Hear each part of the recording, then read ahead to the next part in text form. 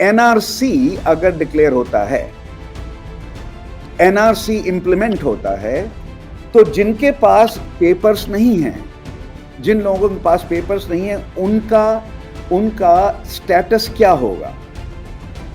उनसे अगर चलिए मैं कहता हूं, अगर जो हिंदुओं के पास अगर वो पेपर्स नहीं हैं, तो सीएए उन्हें कवर करेगी बिल्कुल। ये तो कहा भी था कि क्रोनोलॉजी समझिए, ये तो होम मिनिस्टर ने कहा भी था 5 साल पहले, 4 साल पहले, ऑपरेशनलाइज अभी तक नहीं किया है। क्रोनोलॉजी समझिए। तो जो हिंदुओं के पास पेपर्स नहीं होंगे, वो सीएए से कवर हो जाएंगे। जिन मुसलमानों के पास पेपर्स नहीं होंगे, वो सीएए से कवर नहीं होंगे। तो 2 ट्रैक सिटीजनशिप हो जाएगी।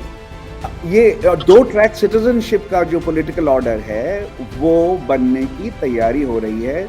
सिंबॉलिकली जो अयोध्या में 22 तारीख को हुआ, वो बहुत बड़ा इवेंट था, लेकिन कानून बनाने का। मेरे जहन में ये सब कुछ बहुत हिंसक तरीके से ऐसा लगता है कि लागू किया जाएगा।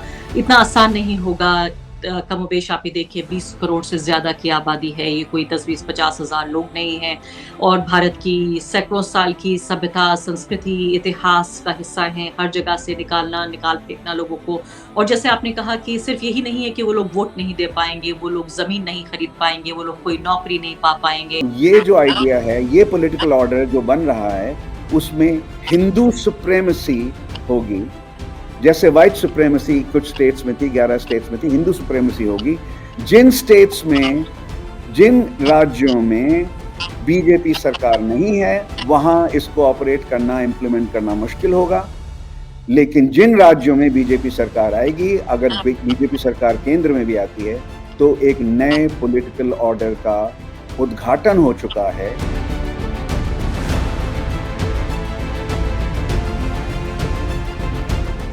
नमस्कार, द वायर में आपका स्वागत है। मैं हूं आरफा खानम शेरवानी। राम मंदिर के उद्घाटन के साथ ही देश की राजनीति इतनी तेजी से बदल रही है कि वो खांटी के विशेषज्ञ जो भारतीय राजनीति को लगातार देखते रहे हैं और मेरे जैसे पत्रकार भी जो कम से कम पिछले 10 साल से नरेंद्र मोदी की जो प्रशासन है, उनका जो शासन है उसको देख रहे हैं और उसके अलावा 2 दशकों से भारत की राजनीति को देख रहे हैं। हम भी एक तरह से हक्का-बक्का हैं और समझ में आने में दिक्कत हो रही है कि आखिर ये पूरी जो मंदिर की राजनीति है, जिसको हमने 1980 के दौर से और फिर 90 के दौर में देखा, उसके बाद तमाम तरह की शांति थी। अब ये मंदिर के बन जाने के बाद जिस तेजी से राजनीति बदल रही है, तमाम तरह से लोग ये कह रहे हैं कि अब 2024 में कोई लड़ाई बाकी नहीं है।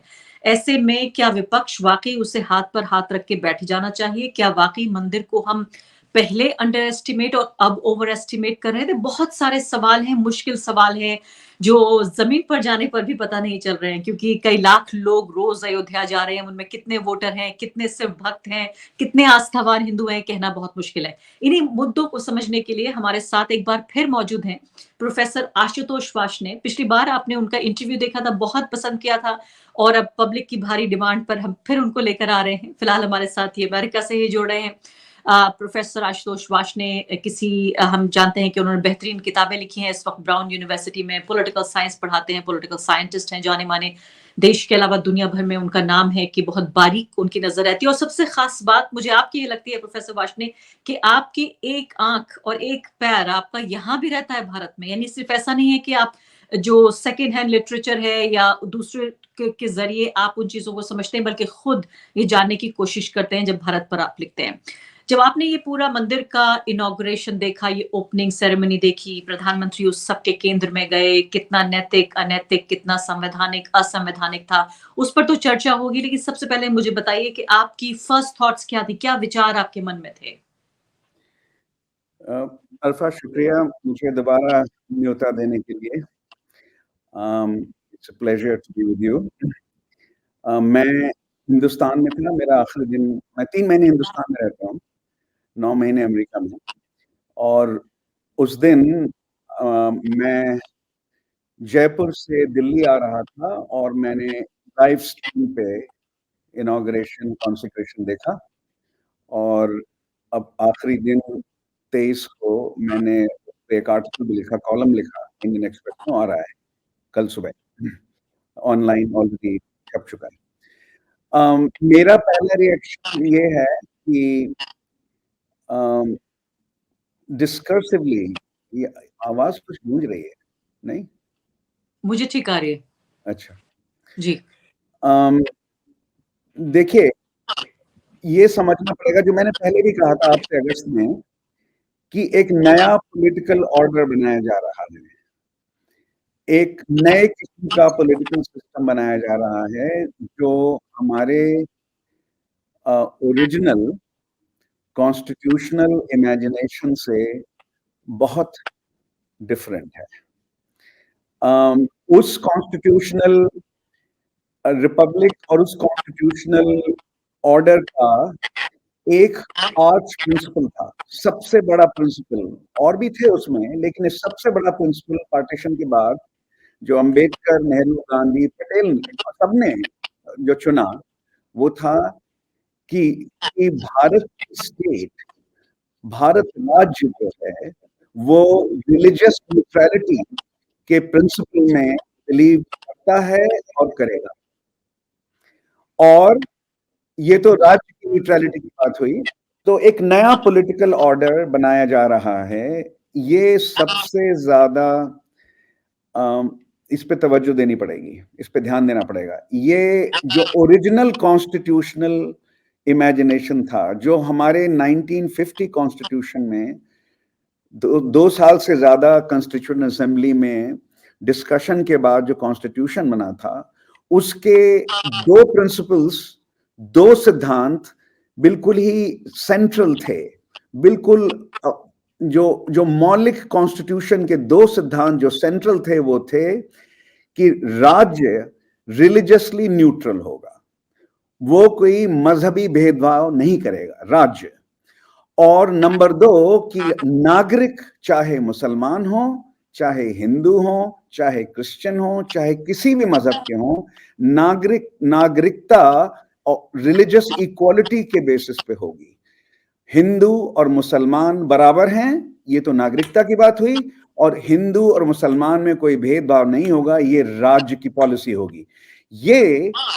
ये जो प्रिंसिपल है, ये जो कॉन्स्टिट्यूशनल प्रिंसिपल है, वो बहुत ही फ्रंटली वायलेट हुआ है 22 जनवरी को, जहां पे कॉन्सेक्रेशन जो टेम्पल का होता है, किसी भी टेम्पल का होता है, वो रिलीजियस ऑर्डर्स उसे कॉन्सेक्रेट करते हैं। शंकराचार्य 4 होते, 1 भी होते, 2 भी होते, उनसे कॉन्सेक्रेशन होता टेम्पल का, तो वो मजहबी इवेंट होता।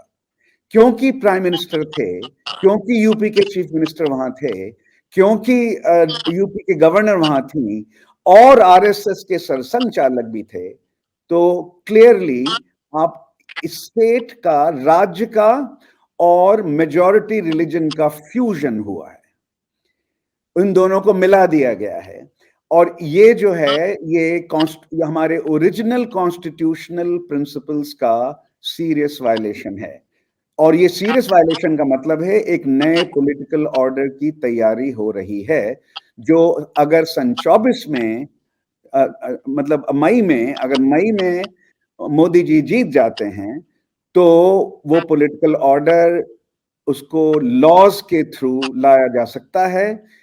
कौन कौन से स्टेट्स में नहीं आएगा, ये सोचने की बात है, क्योंकि सारी स्टेट्स बीजेपी के पास नहीं है। तो मैंने एक जो आर्टिकल लिखा था कि अमेरिका में क्या हुआ था 1880 के बाद, 15 साल सिविल वॉर खत्म होने के बाद, एक सदर्न स्टेट्स में जो ऑर्डर आया था, ऑर्डर क्रिएट किया गया था, जो 8 दशक चला, 8 डेकेड चला, वो था कि ब्लैक्स और व्हाइट्स इक्वल नहीं हो सकते, व्हाइट सुपीरियर होंगे। और ये जो आइडिया है, ये पॉलिटिकल ऑर्डर जो बन रहा है, उसमें हिंदू सुप्रेमेसी होगी। जैसे व्हाइट सुप्रेमेसी कुछ स्टेट्स में थी, 11 स्टेट्स में थी, हिंदू सुप्रेमेसी होगी। जिन स्टेट्स में, जिन राज्यों में बीजेपी सरकार नहीं है, वहां इसको ऑपरेट करना, इंप्लीमेंट करना मुश्किल होगा। लेकिन जिन राज्यों में बीजेपी सरकार आएगी, अगर बीजेपी सरकार केंद्र में भी आती है, तो एक नए पॉलिटिकल ऑर्डर का उद्घाटन हो चुका है, अभी खत्म नहीं हुआ है वो ऑर्डर। जी हाँ, लेकिन मुझे अच्छी तरह याद है पिछली बार जो बातचीत का एक सार था, जो क्रक्स था वो ये था, आपने कहा कि एक हिंदू पॉलिटिकल ऑर्डर शुरू हो सकता है अगर नरेंद्र मोदी दोबारा जीतते हैं। मुझे तो ये लगता है कि आपका ये वाक्य जो आपने उस वक़्त ये बयान दिया, इसको इसका भी इंतज़ार नहीं करना पड़ रहा है कि मई में दोबारा दूसरी संसद बने और तीसरी बार नरेंद्र मोदी प्रधानमंत्री बने। जो कुछ हुआ 22 जनवरी को, क्या वो किसी हिंदू पॉलिटिकल ऑर्डर से अलग था, कम था? जहाँ तक आप राज्य की बात कर रहे हैं, ये सवाल भी जोड़ लेती हूँ, तो अगर केंद्रीय स्तर पर कोई सीएए जैसा जब कानून आ सकता है, जब आर्टिकल 370 हटाया जा सकता है, क्योंकि हम जानते हैं केंद्र को इतनी ताकतें हैं, हमारे ये तमाम स्ट्रक्चर के बावजूद, फेडरल स्ट्रक्चर के बावजूद, कि केंद्र बहुत कुछ बदल सकता है जो राज्यों को मजबूर होना पड़ेगा करने के लिए। हाँ, तो ये बात तो सही है कि सिंबॉलिकली और discursively judicially approved temple consecration, I don't think Supreme Court ने ये कहा था कि प्रधानमंत्री जाके कॉन्सिक्रेट करे। मेरे ख्याल से तो सुप्रीम कोर्ट ने ये कहा था, दोबारा हम पढ़ सकते हैं इसको, सुप्रीम कोर्ट ने ये कहा था कि एक संस्थान उसे कॉन्सिक्रेट करेगा तो वो रिलीजियस इवेंट हो सकता है, लेकिन उन्होंने कहा था रिलीजियस कि इवेंट था ट्रस्ट नहीं। को जिम्मेदारी दी थी कि सरकार एक ट्रस्ट बनाए और वो हाँ ट्रस्ट ये काम करेगा। हाँ, तो वो संस्थान या ट्रस्ट जो है वो काम करे, लेकिन वहां तो प्रधानमंत्री थे और दो कॉन्स्टिट्यूशनल अथॉरिटीज यूपी की भी थी, जो सबसे बड़ी स्टेट है जहां पे अयोध्या है।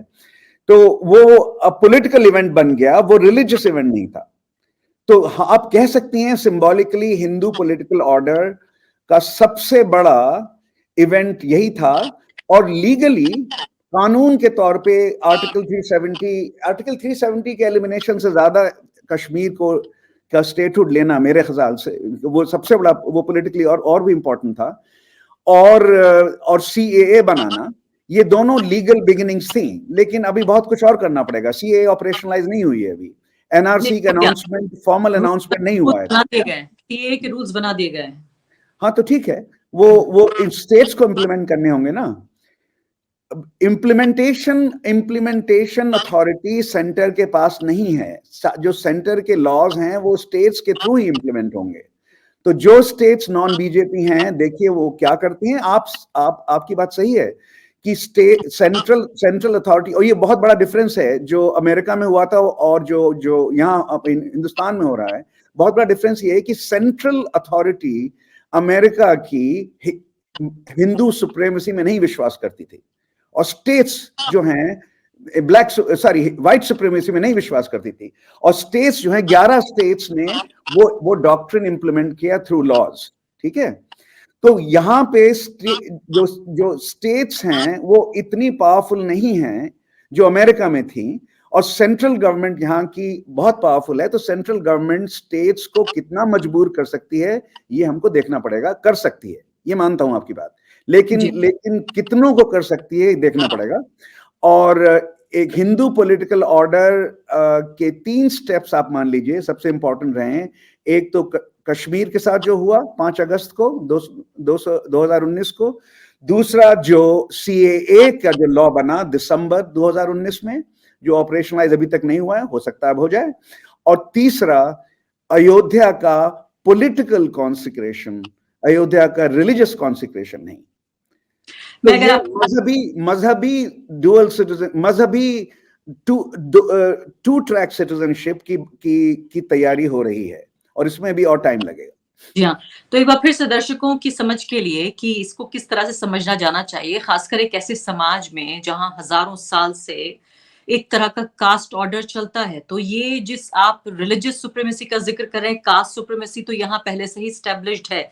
कितना भी भारत के संविधान ने उसे अबॉलिश कर दिया, उसको क्रिमिनलाइज कर दिया, उस सब के बावजूद आप ये देखिए कि भारत की बड़ी आबादी का एक बड़ा हिस्सा अभी भी अभिशप्त है उस जाति के तले नीचे दबे रहने के लिए। अब आप ये कह रहे हैं कि इसमें और लेयर्स जुड़ जाएंगी, कि अभी तक कम से कम ये था कि आधिकारिक रूप से तमाम नागरिकों को बराबर अधिकार मिले थे, लेकिन कास्ट फिर भी चल रही थी हर तरह से। आप ये देखिए, शासन से लेकर, स्कूल से लेकर, कॉलेजों में, दफ्तरों में, कहीं भी आप इस बात की मनाही नहीं कर सकते कि जाति नहीं है। जो लोग खासकर जाति का दंभ झेलते हैं वो जानते हैं। आप ये कह रहे हैं कि अगर मई 2024 यानी अब से 3 महीने बाद अगर नरेंद्र मोदी की वापसी जो लगभग मैं कहूँ अभी तय लग रही है, तो ऐसे में आधिकारिक रूप से भी करने की कोशिश हो सकती है कि देखिए यहाँ हिंदू नागरिकों को ज़्यादा अधिकार दिए जाएँगे, मुस्लिम नागरिक कम अधिकार पाएँगे, उनको नौकरियों में किस तरह से ये स्थापित कैसे होगा अगर मान लिया जाए इसको हम फिलॉसफिकली मान लें कि ऐसा हो रहा है? देखिए, 2 रिएक्शन आपने जो कहा, अ, उसके बारे में 2 पॉइंट्स मैं कहना चाहता हूँ। नंबर 1, ये अब सोचना पड़ेगा, आपने कास्ट की बात की, सही सही आपने सही बात की कि कास्ट इक्वालिटी कॉन्स्टिट्यूशनली है और इन प्रैक्टिस कास्ट हायरार्की पहले से कमज़ोर हो चुकी है, तो मानना पड़ेगा। सारा political science literature, sociological literature ये कहता है कि पहले से कमज़ोर हो चुकी है कास्ट हायरार्की, लेकिन अभी भी है। अभी भी है। तो उसमें सबसे ज़्यादा इम्पोर्टेंट पॉइंट जब उभर रहा है अब ये कि इस रजीम के लिए, हिंदू नेशनलिस्ट रजीम के लिए और हिंदू नेशनलिस्ट आइडियोलॉजी के लिए, इस विचारधारा के लिए मुसलमानों को एक नया दलित समुदाय बनाया जा रहा है। Muslims as the new Dalits of India. ये हमारी स्कॉलरली इंटेलेक्चुअल फॉर्मुलेशन इस पॉलिसी की, इस विचारधारा की के लिए मैंने सोचा है और लोगों से भी बात की है, और ये मेरे ख्याल से अब कहना पड़ेगा कि मुसलमानों को एक नया दलित समाज बनाया जा रहा है और दलित समाज को हिंदू समाज में इंक्लूड करने का बिल्कुल प्रयास किया जा रहा है। तो ये तो पॉइंट नंबर 1 है। पॉइंट नंबर 2 ये है कि डिस्कोर्स एक चीज होती है और कानून को बनाना पड़ेगा अगर आपको ये पॉलिटिकल ऑर्डर सिक्योर करना है। आने वाले दशकों में पॉलिटिकल ऑर्डर सिक्योर करना है। ये अमेरिका में भी हुआ, तो और जगह भी हुआ है। तो ये समझना पड़ेगा कि इसमें ये एक महीने में या 2 दिन में, 2 सालों में या 5 सालों में नहीं होता है। इनमें 10-15 साल लगते हैं एक नया पॉलिटिकल ऑर्डर क्रिएट करने में, जो पुराने कॉन्स्टिट्यूशन से, ओरिजिनल कॉन्स्टिट्यूशन से डिपार्ट करता हो। तो अब जीतेंगे, जब ये आप कह रही हैं जीतेंगे जरूरी, चलिए मान लेते हैं वो जरूरी जीतेंगे। जब जीतेंगे तो लॉज किस तरह के बनेंगे? फॉर एग्जाम्पल, एनआरसी अगर डिक्लेयर होता है, एनआरसी इंप्लीमेंट होता है, तो जिनके पास पेपर्स नहीं हैं, जिन लोगों के पास पेपर्स नहीं है, उनका स्टेटस क्या होगा? उनसे अगर, चलिए मैं कहता हूं, अगर जो हिंदुओं के पास अगर पेपर्स नहीं हैं तो सीएए उन्हें कवर करेगी बिल्कुल। ये तो कहा भी था कि क्रोनोलॉजी समझिए, ये तो होम मिनिस्टर ने कहा भी था 5 साल पहले, 4 साल पहले, ऑपरेशनलाइज अभी तक नहीं किया है। क्रोनोलॉजी समझिए। तो जो हिंदुओं के पास पेपर्स नहीं होंगे वो सीएए से कवर हो जाएंगे, जिन मुसलमानों के पास पेपर्स नहीं होंगे वो सीएए से कवर नहीं होंगे। अगर वो सीए से कवर नहीं होते हैं तो नागरिकता उनकी खत्म हो जाएगी। जब नागरिकता उनकी खत्म होगी तो क्या उसका असर क्या पड़ेगा प्रैक्टिकली? अगर वो नागरिक नहीं है तो वोट नहीं दे सकते, और अगर वो नागरिक नहीं है तो स्टेट बेनिफिट्स जो मिल रहे हैं अभी, टॉयलेट्स और कुकिंग गैस और पानी, और ये सब नहीं मिल सकते। तो 2 ट्रैक सिटीजनशिप हो जाएगी। ये 2 ट्रैक सिटीजनशिप का जो पॉलिटिकल ऑर्डर है वो बनने की तैयारी हो रही है। सिंबॉलिकली जो अयोध्या में 22 तारीख को हुआ वो बहुत बड़ा इवेंट था, लेकिन कानून भी बनाने पड़ेंगे। बहुत तबाहनाक मंजर मैं देख रही हूँ, जो सिर्फ आप बहुत शांतिपूर्ण तरीके से सब समझा रहे हैं।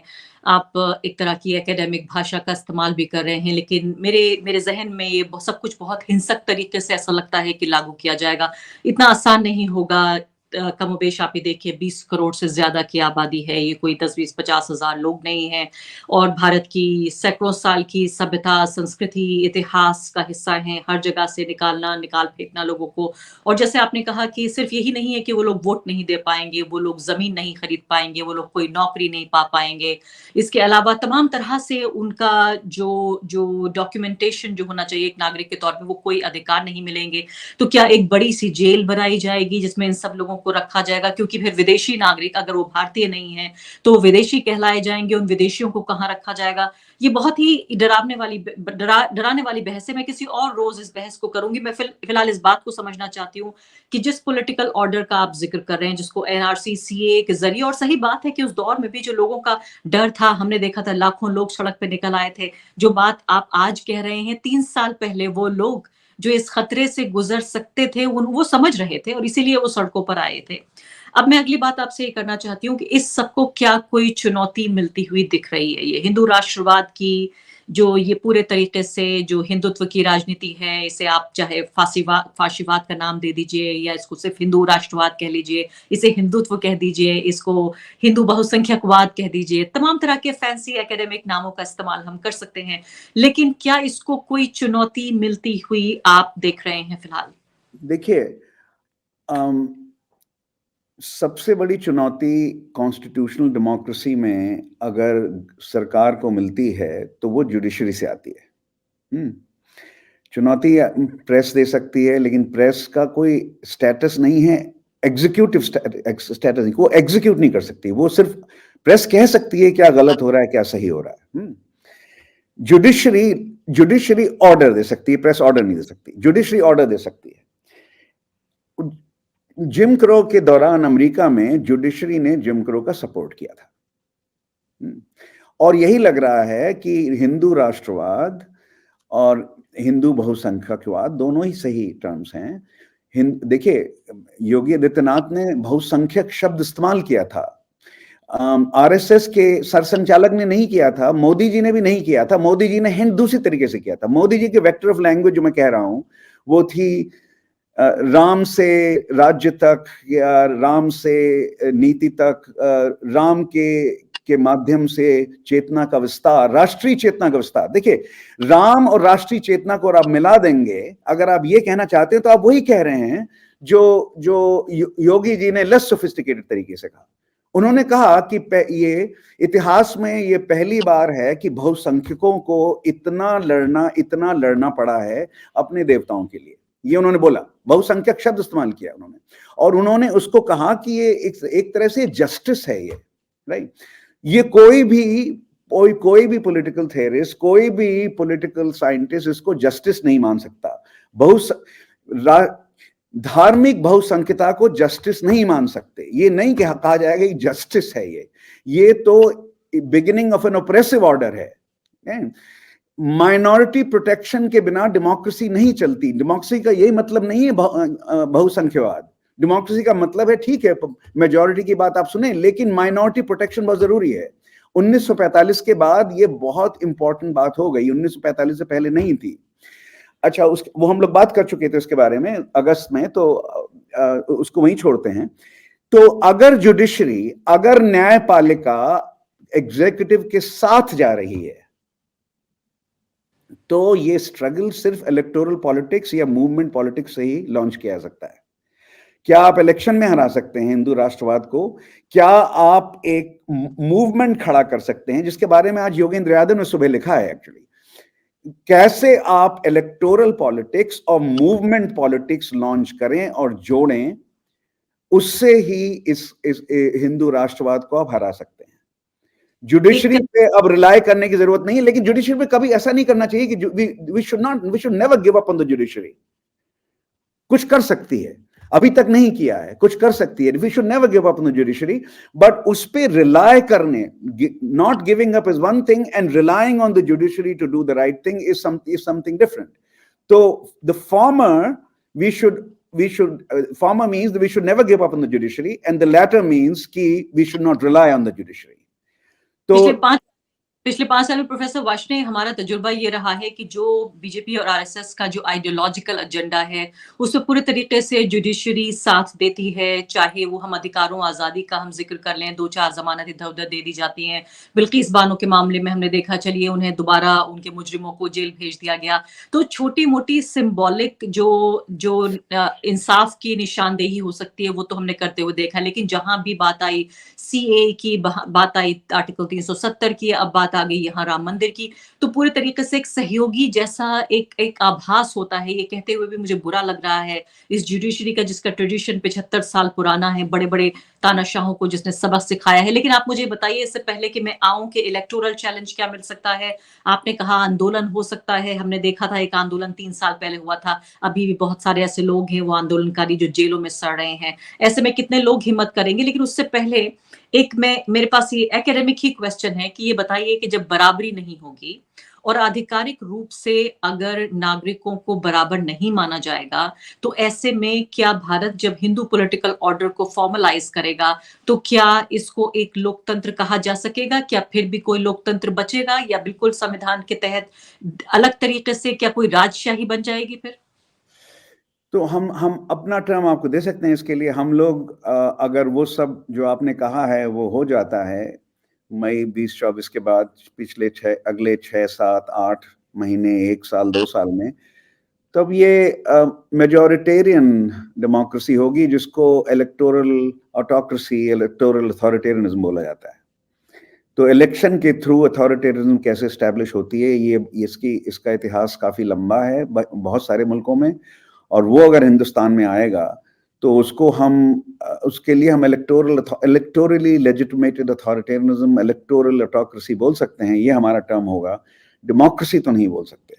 सिर्फ बहुसंख्यक समुदाय का क्या विश्वास है उसको इम्प्लीमेंट करना वो डेमोक्रेसी नहीं है। बहुसंख्यक समुदाय क्या चाहता है, अगर वो कहे कि माइनॉरिटीज को खत्म कर दो, तो वो डेमोक्रेसी थोड़ी हुई। आप कह सकते हैं कि भाई हमें इलेक्शन से लोग कह रहे हैं कि खत्म कर दो माइनॉरिटी राइट्स, तो वो डेमोक्रेसी नहीं कहलाएगी। अगर इलेक्शन से भी वो होता है, इलेक्शन के थ्रू भी होता है और उसके बाद पार्लियामेंट लॉज बनाए, तो वो डेमोक्रेसी नहीं कहलाएगी। वो electoral authoritarianism is the term. It's not straight forward authoritarianism, it's not autocracy of the old kind, but electoral autocracy और electoral authoritarianism, ये 2 टर्म होंगे।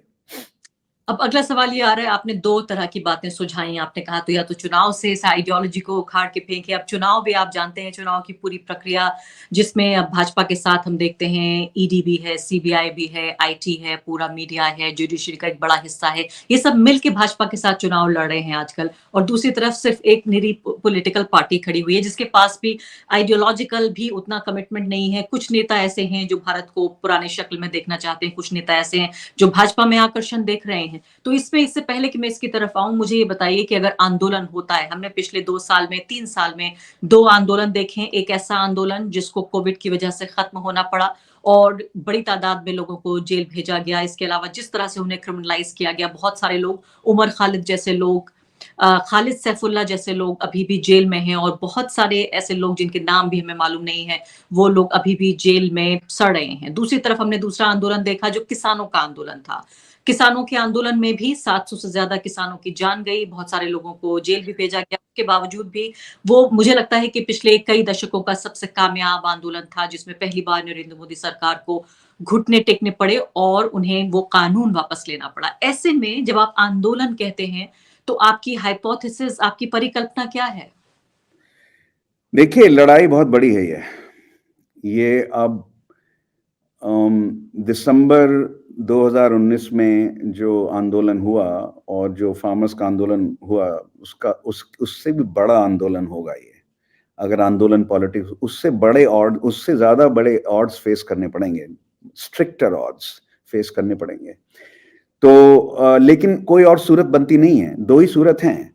जुडिशरी पे तो हम रिलाई कर नहीं सकते। तो 2 ही सूरत हैं, आंदोलन पॉलिटिक्स और इलेक्टोरल पॉलिटिक्स। आप सही कह रही हैं कि इलेक्टोरल स्केल टिल्ट हो चुके हैं, बहुत ज्यादा टिल्ट हो चुके हैं। लेकिन फिर भी उसके बावजूद भी कांग्रेस ने तेलंगाना इलेक्शन जीता, उसके बावजूद भी ममता बनर्जी ने बंगाल जीता, उसके बावजूद भी तमिलनाडु और केरल में और आंध्र में और उड़ीसा में भी वहां पे बीजेपी नहीं जीत पाई, उसके बावजूद भी पंजाब नहीं जीत पाई है। तो ऐसा नहीं है कि जब स्केल्स टिल्ट हो जाएं रूलिंग पार्टी के फेवर में, तब उसका मतलब ये नहीं सारी अपॉर्चुनिटीज खत्म हो चुकी हैं। लड़ना पड़ेगा, ये एक्सेप्ट नहीं करना पड़ेगा कि और कुछ लोग तो चले जाएंगे बीजेपी के कैंप में। देखिएगा नीतीश कुमार क्या करते हैं, हमें नहीं मालूम, देखिए 1-2 दिन में पता लग जाएगा। कुछ लोग बीजेपी कैंप में चले जाएंगे, कुछ लोग ईडी से डर के ज्वाइन कर लेंगे, अपने आप को वो जैसे कहते हैं ना कि उनको ईडी की वॉशिंग मशीन से जो है वो उनसे फुर्सत मिल जाएगी, ठीक है, और बीजेपी की वॉशिंग मशीन से उनको फुर्सत उनसे मिल जाएगी, बीजेपी की वॉशिंग मशीन में धुल जाएंगे। तो वो सब भी हैं उस तरह के, इस पॉलिटिकल ऑर्डर की स्ट्रेटजी में वो सब है। इसका मतलब ये है कि लड़ाई बड़ी होगी और लड़ाई पहले से मुश्किल होगी, लेकिन लड़ाई तो करनी पड़ेगी, उसके बिना तो पॉलिटिकल ऑर्डर आएगा ही, लड़ाई के बिना तो आएगा ही, लड़ाई तो करनी पड़ेगी। तो पॉलिटिक्स में अगर आप लड़ाई नहीं करेंगे और आंदोलन की लड़ाई नहीं करेंगे तो फिर तो आप इंतजार कीजिए हिंदू पॉलिटिकल ऑर्डर आने का ना, तो उससे तो लड़ना पड़ेगा। अगला सवाल आपसे पूछती हूँ कि जो सत्ता का स्थानांतरण या पीसफुल ट्रांसफर ऑफ पावर को लेकर भारत अक्सर ये सीना चौड़ा करता था कि इस पूरे खित्ते में देखिए भारत अकेला ऐसा देश है, गरीब देश है, उसके बावजूद भी इतनी विभिन्नताओं वाला देश है, उस सब के बावजूद भी भारत में ऐसा होता है। आपको लगता है कि क्या वो दिन भी लगने वाले हैं जहां बहुत मुश्किल होने जा रहा है कि शांतिपूर्ण तरीके से सत्ता का स्थानांतरण होगा?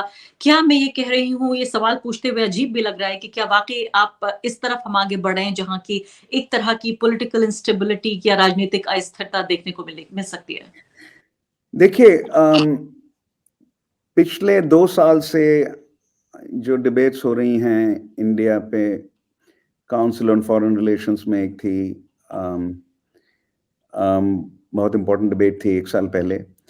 वहाँ पे बहुत सारे लोगों, बहुत सारे तो नहीं, हम लोग 3-4 जो पैनलिस्ट थे उन्होंने ये कहा, हमने भी कहा कि 2024 के इलेक्शन में क्या पीसफुल ट्रांसफर ऑफ पावर होगा, इस बारे में अब सीरियस डाउट्स शुरू हो जाने चाहिए। अब ये नहीं कह सकते, डाउट्स का मतलब ये है कि हमें पूरा विश्वास नहीं है कि पीसफुल ट्रांसफर ऑफ पावर होगा, हमें पूरा विश्वास नहीं है, लेकिन जब तक नहीं होता है तब तो कह नहीं सकते ना, तब तक तो हम सर्टनली कह ही नहीं सकते कि पीसफुल ट्रांसफर ऑफ पावर नहीं होगा, लेकिन डाउट करना अब बहुत जरूरी हो गया है, क्योंकि जिस तरह से स्टेट पावर का इस्तेमाल ये रजीम कर रही है, जिस तरह से ईडी का इस्तेमाल, सीबीआई का इस्तेमाल, जिस तरह से जेल का इस्तेमाल, इस तरह से जो स्टेट पावर का इस्तेमाल जो कर रही है, उसमें ये थोड़ा सा ये काफी डिफिकल्ट अब एंटरटेन करना है कि ये रेजीम पीसफुली डिफीट एक्सेप्ट करेगी, ये मुश्किल लग रहा है, ठीक है। तो अब देखिए क्या होता है, लेकिन डाउट करना कि पीसफुल ट्रांसफर ऑफ पावर होगा कि नहीं होगा, ये एक जरूरी हो गया है। तो आई एग्री विद यू, जो पीसफुल ट्रांसफर ऑफ पावर हमेशा हिंदुस्तान में हुआ है, 77 पे भी हुआ था, 1977 के मार्च में भी पीसफुल ट्रांसफर हो गया था, मिसेस गांधी को हरा दिया गया था, लेकिन मिसेस गांधी ने उस वक्त अपनी स्टेट पावर इस्तेमाल नहीं की, 75 और 77 के बीच में की, 77 ने हारने के बाद नहीं की। तो इलेक्शन रिजल्ट्स अगर इनके फेवर में नहीं जाते हैं तो क्या वो इनवैलिडेट करते हैं, जो कई जगह हो रहा है दुनिया में, उसके बाद उसकी सीरियस पॉसिबिलिटी उसकी सीरियस पॉसिबिलिटी है। अब बिल्कुल आखिरी सवाल, चूंकि आपने भारत के मुसलमानों के बारे में इतनी गंभीर टिप्पणी की, मैं समझती हूँ कि बहुत सारे लोगों के लिए ये काफी अनसेटलिंग हो सकता है जो हमारी बातचीत हुई है कि क्या 20 करोड़ लोग इस तरह से अपने आप को देखेंगे, और जाहिर है हम समझते हैं कि 20 करोड़ पे ये बात नहीं रुकेगी, क्योंकि एक धर्म की जब सर्वोच्चता स्थापित होगी तो बाकी धर्मों को, फिर जातियों को, हालांकि मुझे याद है आप ये कह रहे हैं कि बाकी जो तथाकथित जो निचली जातियां हैं, दलित आदिवासी, उनको शामिल करने की कोशिश होगी और बाकी को बाहर करने की, यानी एक तरह का रिप्लेसमेंट, आबादी का एक रिप्लेसमेंट करने की कोशिश की जाएगी। ऐसे में ये भी बताइए कि क्या चारा, क्या ऑप्शन है, किस तरह से आगे देखे, आगे बढ़े मुस्लिम समुदाय? आखिरी सवाल। मुस्लिम समुदाय को कोलिशंस बनाने पड़ेंगे, जो लाइक माइंडेड लोग हिंदू समाज में हैं और माइनॉरिटीज हैं, उनके साथ कोलिशंस बनाने पड़ेंगे, और कोई तरीका नहीं है। और कोलिशंस वो बोथ मूवमेंट पॉलिटिक्स में होंगे और इलेक्टोरल पॉलिटिक्स में होंगे, दोनों में। उन कोलिशंस के बेसिस पे जो है वो इसको लड़ा जा सकता है।